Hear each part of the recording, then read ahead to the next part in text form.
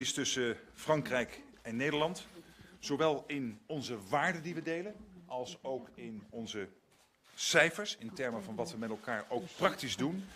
Die relaties die zijn zonder meer uitstekend. We delen een onverzettelijke drang naar vrijheid en onze landen hebben intensieve economische banden. Zo beloopt de totale onderlinge handel op dit moment meer dan 50 miljard euro. Fransen en Nederlanders onderhouden hechte vriendschappelijke, culturele en zakelijke banden. Niet voor niets is Frankrijk onze nummer 1 bestemming in de zomer voor zoveel Nederlanders. De traditionele relaties hebben een nieuwe dynamiek gekregen met het aantreden van president Macron. In Europa trekken we aan dezelfde kant van het touw. We hechten beide aan krachtige lidstaten die met hervormingen hun economische groei aanjagen.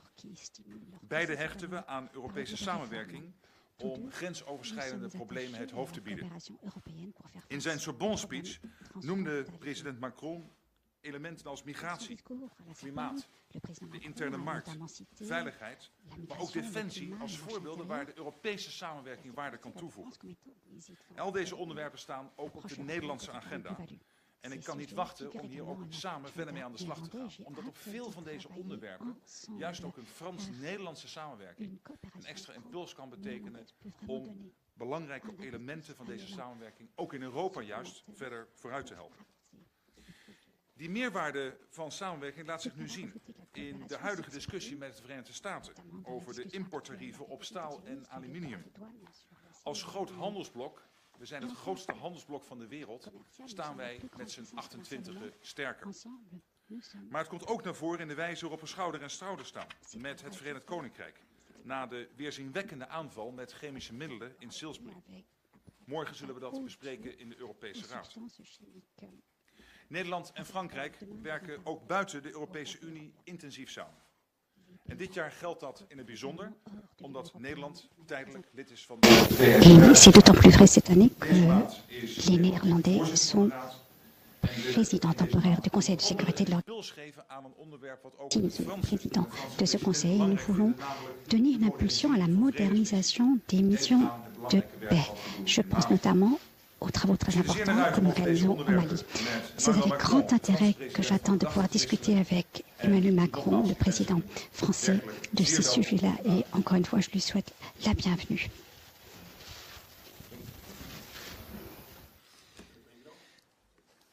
Merci beaucoup, Monsieur le Premier ministre, cher Mark Rutte. Je me réjouis d'être ce soir aux Pays-Bas, aux côtés du Premier ministre Mark Rutte, et je le remercie pour son accueil et sa disponibilité, tout particulièrement un jour d'élection. Je suis très sensible à cette marque d'amitié et très heureux que nous ayons ainsi l'opportunité d'échanger en cette journée. J'ai été très touché également par l'accueil que m'a réservé plus tôt le roi Willem-Alexander. Nos deux pays entretiennent en effet des relations très étroites sur tous les plans et j'aurais souhaité venir aux Pays-Bas plus tôt encore, mais dès les premières semaines de mon mandat, le Premier ministre Rutte m'a visité à 2 reprises et je suis donc très heureux de pouvoir être ce soir à La Haye pour confirmer cet attachement et cette relation très forte qu'il y a entre nos deux pays. Cette relation, elle se fonde d'abord sur des valeurs partagées, vous l'avez dit, une coopération très forte et un engagement sur les grands sujets internationaux. Cet engagement, c'est aussi celui que j'ai voulu manifester il y a quelques heures en arrivant ici aux Pays-Bas et en me rendant dès cet après-midi à l'Organisation pour l'interdiction des armes chimiques dont le siège est à La Haye. J'ai pu m'entretenir avec son directeur général et apporter à cette institution tout le soutien de la France, qu'il s'agisse de la situation en Syrie, où le ISC conduit un travail exemplaire que nous soutenons pleinement, comme de ce qui s'est passé à Salisbury, au Royaume-Uni, comme vous venez de rappeler, où depuis lundi dernier, le ISC a apporté sa contribution et sa coopération à nos amis britanniques, auxquels je veux ici redire toute la solidarité de la France, et nous aurons l'occasion là aussi d'en parler de manière coordonnée au niveau européen, mais il est clair que ce qui s'est passé au Royaume-Uni ne peut rester sans réponse, et le travail de l'OISC s'inscrit pleinement dans ce partage de la manifestation de la vérité. Ce travail en commun au niveau international, c'est aussi celui que nous conduisons dans de nombreuses instances, et en particulier au Conseil de sécurité des Nations Unies. Vous siégez cette année et que vous présidez ce mois-ci, vous venez de le rappeler. Pour ne citer que quelques exemples, nous sommes côte à côte dans la lutte contre le terrorisme, la coalition contre Daesh au Mali, en Syrie et en Irak. Nous partageons des ambitions communes en matière de développement, d'éducation et peut-être plus encore de transition écologique.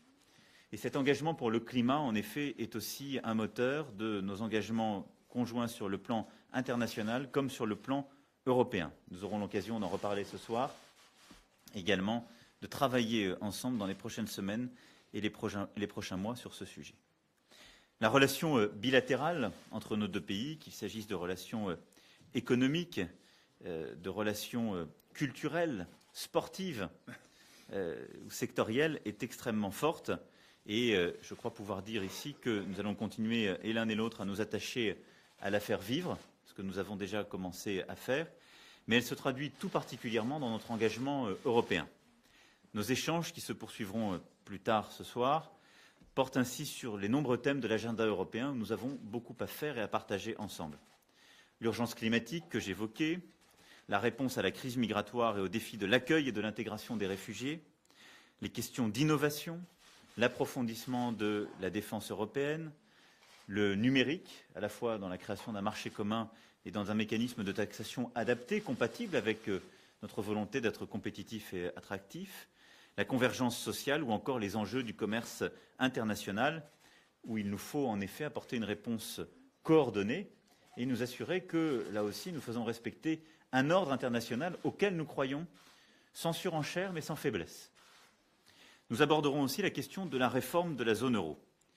Et je crois pouvoir dire que sur ce sujet, je suis convaincu que nous trouverons les voies et moyens d'avancer sur cette route. Je sais tous les débats qui, ces dernières années ou ces derniers mois, ont pu naître dans votre pays sur le sujet de la zone euro. Je sais aussi l'attachement profond de votre pays à la zone euro.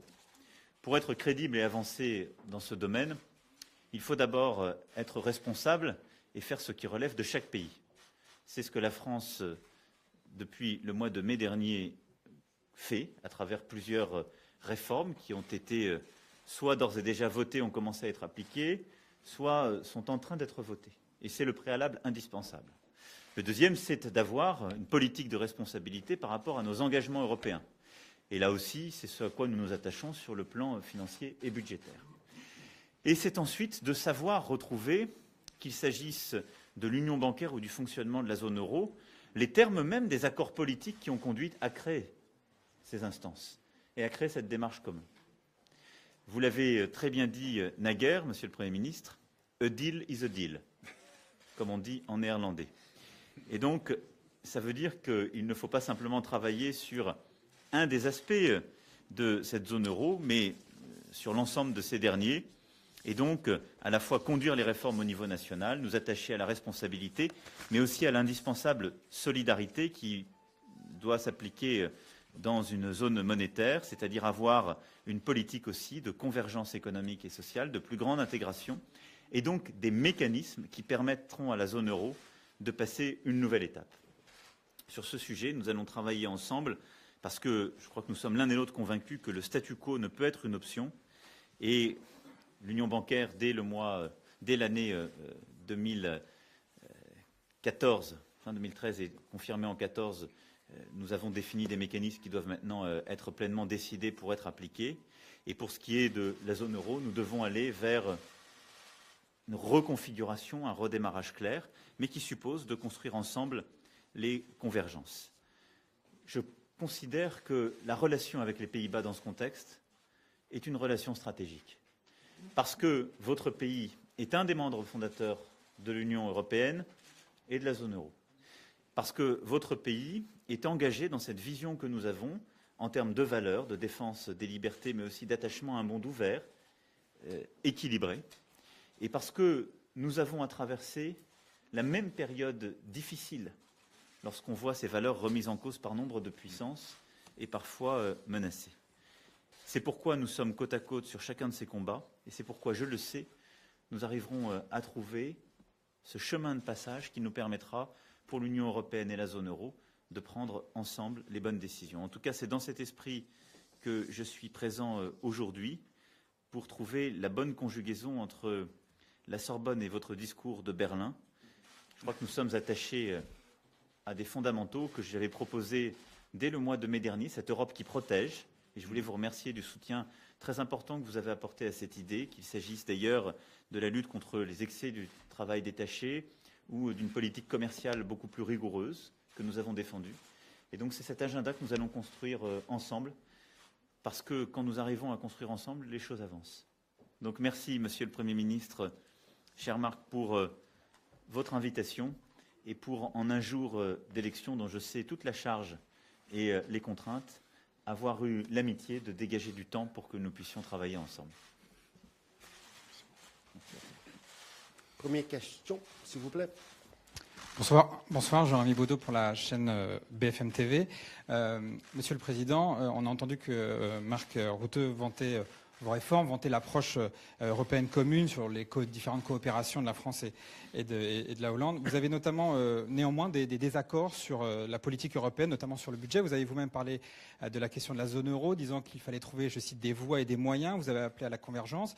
Les Pays-Bas sont régulièrement accusés de dumping fiscal. Est-ce que vous allez appeler à de la convergence fiscale et à mettre fin à la concurrence qui sévit en Europe sur ce point-là ? Alors, il y a plusieurs sujets dans votre question. La première, il y aura un débat qui va se structurer dans les prochains mois sur le budget européen. Sur ce sujet, nous allons en discuter ce soir et nous allons continuer à travailler dans les prochains mois. Nous avons des points de convergence. Nous voulons une Europe qui est plus efficace, moins bureaucratique, avec une vraie subsidiarité. Nous souhaitons une Europe qui innove davantage et qui préserve davantage de compétitivité. Il y a une forte sensibilité exprimée par le Premier ministre Mark Rutte sur l'idée que les Pays-Bas étant un contributeur net, il souhaite préserver un juste retour pour son pays.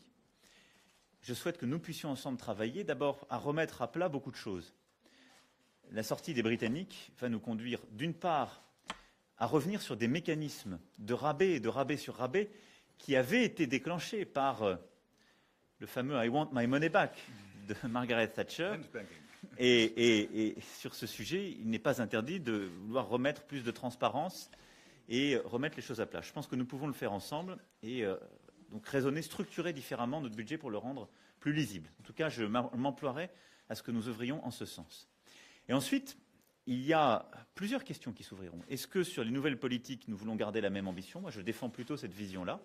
Je pense qu'on peut réduire nos coûts de fonctionnement en étant ambitieux sur nos politiques, en n'étant pas moins ambitieux sur les politiques historiques, et donc en réfléchissant à des mécanismes d'abondement du budget qui soient aussi différentes. Nous aurons par exemple à discuter d'une fiscalité du numérique sur des acteurs de l'Internet, des géants de l'Internet, qui ne payent aucun impôt dans aucun de nos pays. Moi, je propose par exemple que cette fiscalité-là, elle puisse être attribuée au budget européen. Et vous voyez, c'est sur des sujets comme ça qu'on peut peut-être construire des accords, parce que typiquement, ça n'accroîtrait pas la contribution de nos pays au budget européen, mais ça créerait une ressource propre au budget européen qui n'est pas concurrente de la nôtre. Bon. Donc il faut maintenant qu'on ait l'esprit d'innovation pour dépasser des positions, mais je pense qu'il faut entendre en tout cas la voix des Pays-Bas sur cette volonté d'avoir une Europe plus efficace, et la France portera de son côté cette volonté d'avoir une Europe qui porte l'ambition de ses politiques. Et nous construirons ensemble une voie de passage dans les prochains mois. Sur la zone euro, c'est le sujet de l'articulation d'une politique de responsabilité et de solidarité. Et donc j'ai eu l'occasion de le dire, il nous faut travailler en étant conscient des contraintes politiques et de la volonté exprimée par les Pays-Bas, mais sur, à mes yeux, des mécanismes qui permettent, avec des éléments de conditionnalité, dans un contexte où on a développé des mécanismes de responsabilité après la crise de 2008-2010, qui corrigent les erreurs faites par le passé, il nous faut développer des mécanismes, cette capacité financière que j'ai proposée. Et donc là aussi, il faut trouver les bonnes règles du jeu et il nous faut trouver les bons mécanismes pour financer cela. Nous ne sommes pas encore au niveau de la discussion technique, mais je pense qu'il nous faut partager ensemble la grande vision stratégique. Et je crois qu'il n'y a rien d'irréconciliable entre nos positions. Rien. Et donc mon souhait, c'est de travailler en bonne foi avec le Premier ministre Mark Rutte sur ce sujet. Enfin, sur le sujet fiscal, il y a beaucoup de différences entre les pays européen.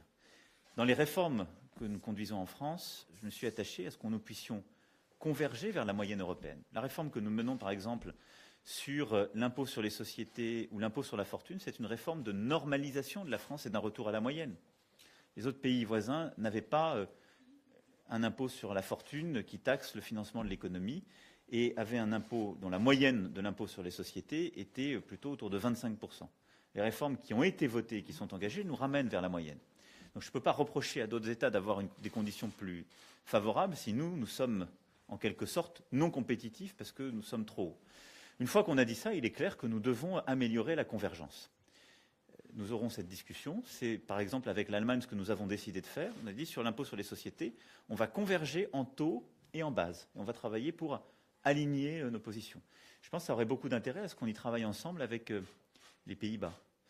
Mais avant d'harmoniser totalement, on doit définir des règles qui aident à la convergence et qui, sur le plan fiscal, sur le plan social, permettent de faire que chacun a ses choix souverains et dessine son propre modèle de développement, mais se fait dans des règles qui sont l'esprit même de ce qu'est l'Union européenne, qui est à la fois d'être plus compétitif, mais d'être aussi plus convergent et solidaire.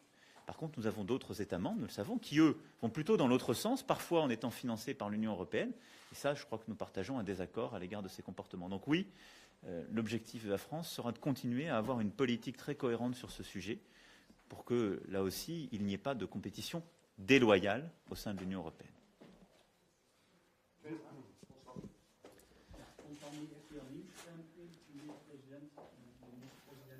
Een van de kwesties waar u van mening over verschilt is dat Frankrijk een hoger EU-budget geld aan Brussel en Nederland is absoluut niet. Meneer Macron, hoe gaat u premier Rutte overtuigen dat er toch echt meer geld naar Brussel moet? Il faut utiliser un micro, désolé, sinon on ne peut pas entendre.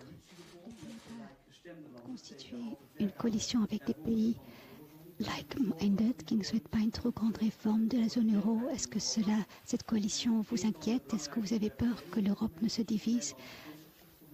Un sujet, c'est par exemple les pêcheurs néerlandais, la pêche aux impulsions électriques qui risque d'être interdite. Est-ce que vous êtes favorable à une telle interdiction?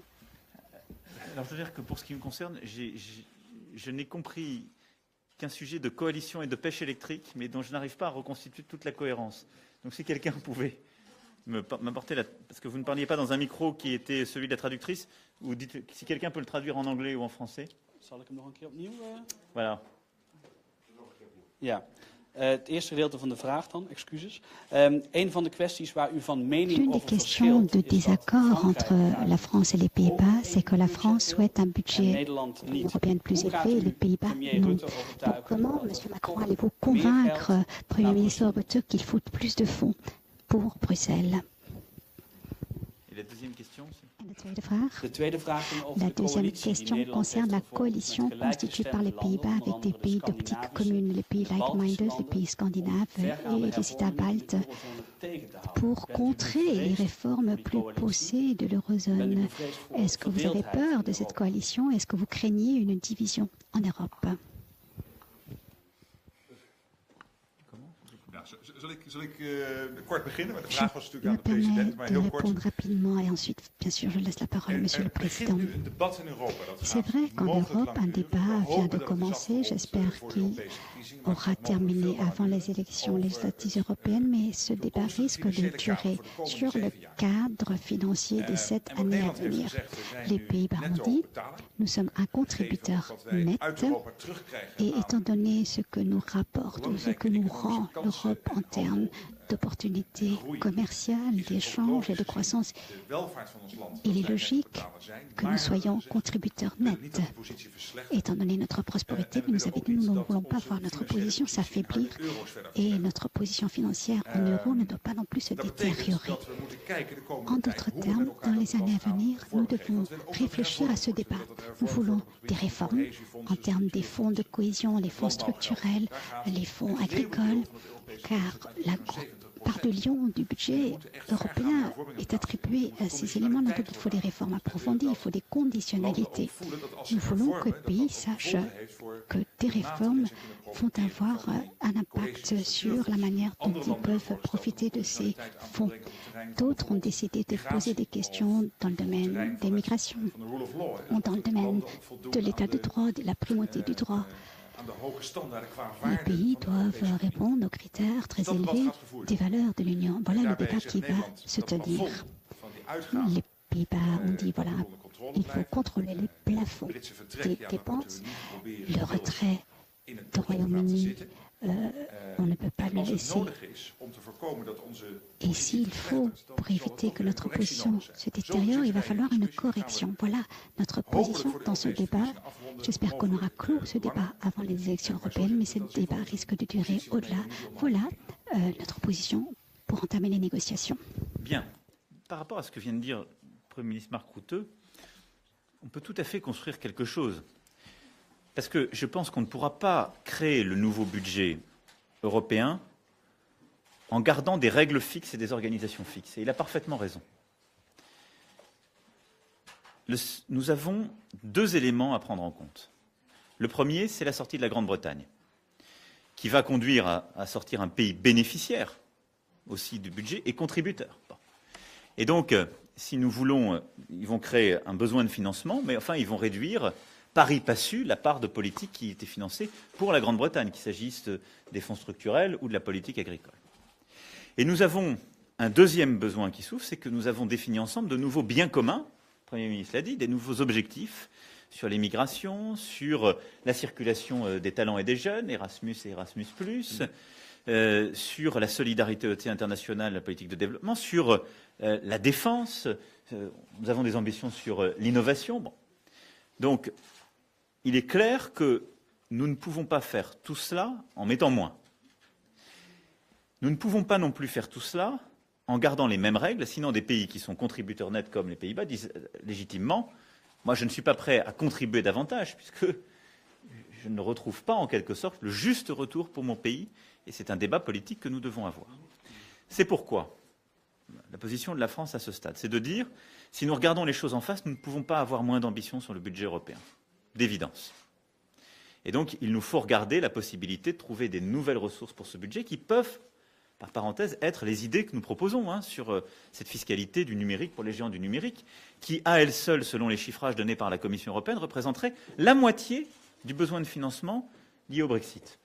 Vous voyez, si on innove, et qu'en même temps, je pense, on entend ce que disent nos peuples, parce que l'un et l'autre, nous, on croise tous les jours dans la rue des petites entreprises, des acteurs du numérique européen qui disent « moi, je paye la TVA, je paye l'impôt sur les sociétés, les géants basés aux États-Unis ne la payent pas ». Donc ça n'est pas bon non plus pour nous, ça n'est pas juste.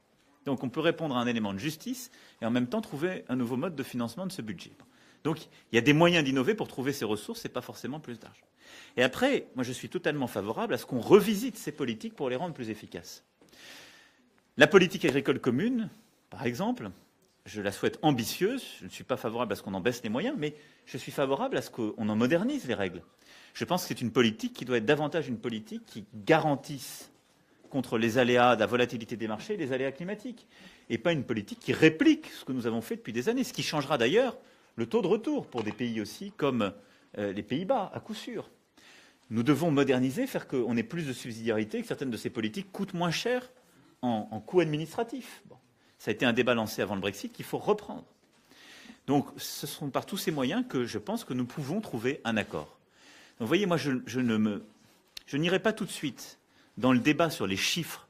Est-ce que c'est 1,1, 1,12, 1,13% du revenu national brut? Ça n'a pas de sens. Le vrai débat, il est qu'est-ce qu'on veut faire? Quand on construit un budget, c'est pour quelle stratégie? Quelle est notre stratégie pour l'Union européenne? Quelle stratégie on veut poursuivre? Et quels sont nos objectifs? Si on est d'accord sur les objectifs, quels sont les moyens qu'on met en œuvre et comment on s'assure que les pays ont un juste retour? Et c'est comme ça ensuite qu'on fait, en quelque sorte, la bonne ingénierie d'un budget. Pas en commençant sur une bataille de chiffres, comme si rien ne devait bouger. Donc je suis, moi, tout à fait favorable à ce qu'on revisite en profondeur les règles de ce budget européen pour éviter aussi des biais tels que les décrivait Monsieur le Premier ministre. Ensuite, sur la coalition que vous évoquiez, moi, j'ai un principe simple. Je préfère toujours les gens qui proposent aux gens qui ne proposent pas. Nous avons nos systèmes politiques. Nos ministres de l'économie et des finances, on ne peut pas les empêcher de prendre des initiatives. C'est d'ailleurs bien qu'ils prennent des initiatives. Il faut les inviter à prendre des initiatives pour proposer, plutôt que pour dire que tout va bien et qu'on n'a rien à changer. Mais nous, avec le Premier ministre, on propose. Et donc on va continuer pour cette Europe qui protège, pour le climat, et on va trouver des solutions, vous allez voir, à la fois pour le budget et pour la zone euro, croyez-moi. Mais nous, on est dans une dynamique de proposition, pas de blocage. Ensuite, j'avais compris juste la fin de la question sur la pêche électrique, mais je vous confirme que je ne suis pas favorable à la pêche électrique. Je sais que c'est un sujet qui est très contentieux entre nos pêcheurs. Je sais aussi, et ça a été prouvé, les dommages que cela crée sur les réserves halieutiques. Et donc je pense que la décision européenne a été une bonne décision. Et je suis, pour ma part, et surtout dans un contexte où nous allons avoir ensemble à gérer les conséquences du Brexit sur nos pêches, je pense qu'il est très important qu'il y ait une coopération très étroite entre nos ministres, et nous l'aurons nous-mêmes, pour qu'il y ait une bonne entente. C'était un sujet contentieux. D'un côté, on disait la pêche électrique, ça permet d'économiser du gasoil, c'est bon pour le climat. Mais de l'autre côté, je crois que ça n'était pas bon pour la biodiversité et les réserves halieutiques. Donc voilà, on va trouver d'autres méthodes, mais on le fera en bonne intelligence, et surtout pour préserver l'un et l'autre l'intérêt de nos pêcheurs dans un contexte de Brexit qui peut avoir un impact pour eux. Et donc, nous y sommes ensemble très attachés. À propos de cette pêche électrique, une concertation au niveau européen est en cours. Voilà un sujet qui n'est pas traité en bilatéral avec la France, puisqu'il s'agit d'un débat européen. Comme vous le savez, les Pays-Bas souhaitent empêcher une interdiction. Voilà notre position. La pêche électrique pour nous est plus durable que la pêche traditionnelle. Les pêcheurs néerlandais ont beaucoup investi, mais encore une fois, il s'agit d'un débat européen. Donc voilà un sujet qui ne figure pas à notre ordre du jour ce soir. Marek. Excusez, madame. On attend le micro. Ah, je ne suis pas chez moi. Nous sommes... Thank you all. Good evening. Merci beaucoup.